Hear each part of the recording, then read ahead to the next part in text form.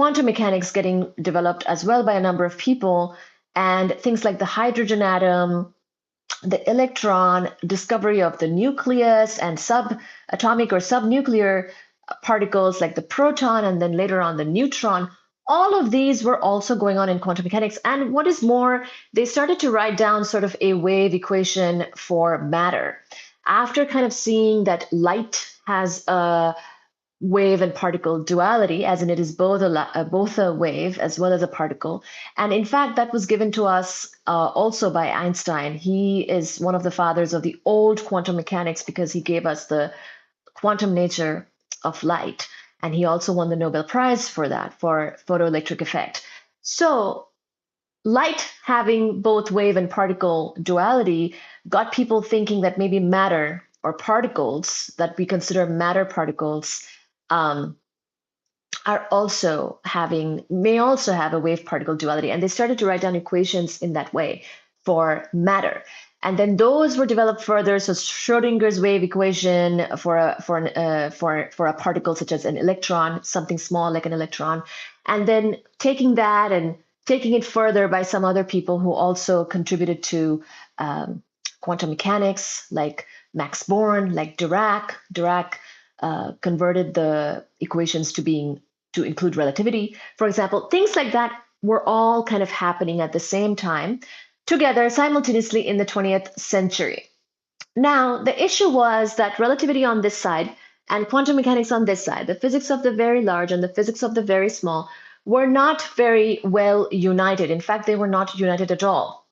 They did not agree on certain things, and it made life very difficult. So these people probably hated on these people, and these people kind of hated on these people.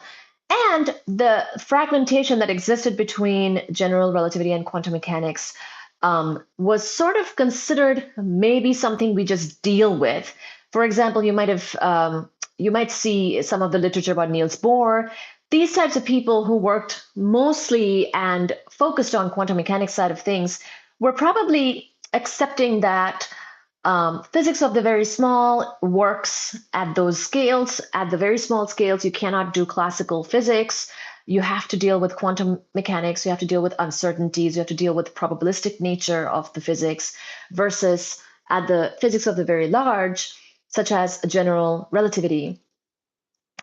Maybe they should accept that that works at those larger scales, but cannot include things like what we see in quantum mechanics, because there were a number of quantum properties of these particles. More and more particles were getting discovered, but also quantum properties of those particles were also getting discovered, and one of them was spin. Now, why I mention quantum properties is because whatever physics is going to explain, describe, or predict this property, after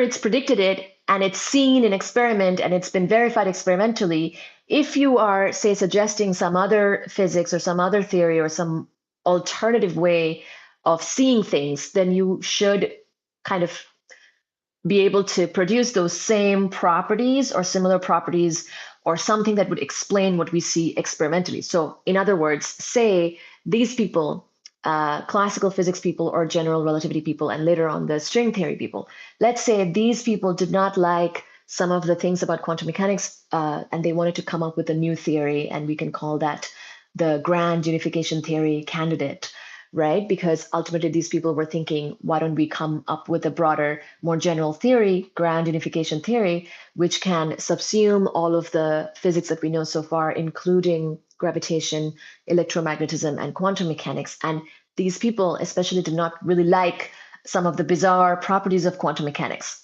But let's say the GUT people were working on the grand unified theory, but if they could not explain some of the things that were already seen in quantum mechanics, like fermions and how fermions were different from bosons, and that fermions had a different quantum spin than bosons did, spin being one of the properties of quantum mechanics, then that would be really bad. And actually, this is a sort of struggles that the grand unified theory people did face and did have to address in their work.